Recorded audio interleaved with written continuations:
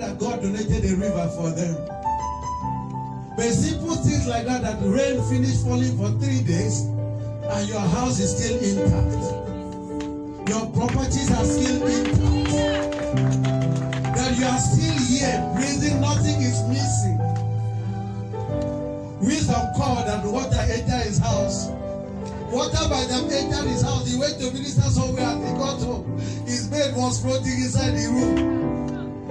But his certificate was secured. That enough is to thank God for. Some of you never thought you would be here today.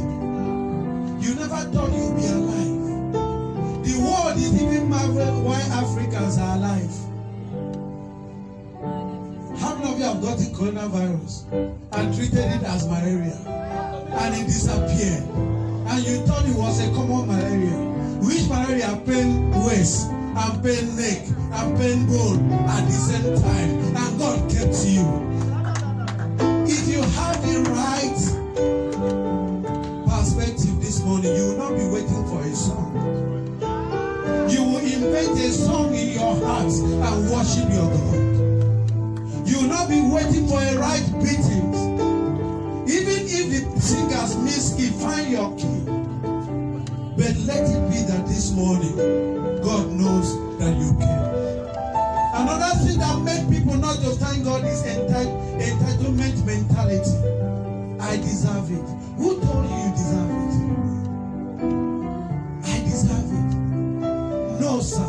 Whatsoever we have is by the grace of God.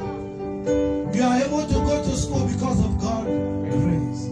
There are a lot of people who had the brain, who had everything, but no way. They have tried everything, jam them out. When you went to school, you graduated. Even if you did not go to school, you are still a success. There's a reason to thank God. Everything we have is by His grace. Finally, the next thing is spiritual ignorance. Most of the time we don't know that it is by joy that we draw water out of the well of salvation. That is not by murmuring, it's not by complaining, it's by joy that you obtain some things from God. This morning, even if you have some things to complain about, I want you to ignore it. Ignore your neighbor. As worship is coming out this morning, I want you to go on your knees. I want you to lift your two hands. I want you to lift up your heart and show God that you are grateful. God is always looking for people with gratitude. God is always looking for people that can lift him up. You remember one morning, David went out. He did not know what to do. Saul has been fighting him up and down. But suddenly he got some people playing music and he started dancing. He forgot the fact that he was a king. The Bible said he danced so well that the wife looked up and said, "Why do you disgrace your position?" This morning I want you to be like David. I want you to ignore your position, ignore your certificate. Know that God is the greatest and give honor to Him. As we move into the worship section this morning, I want you to know that God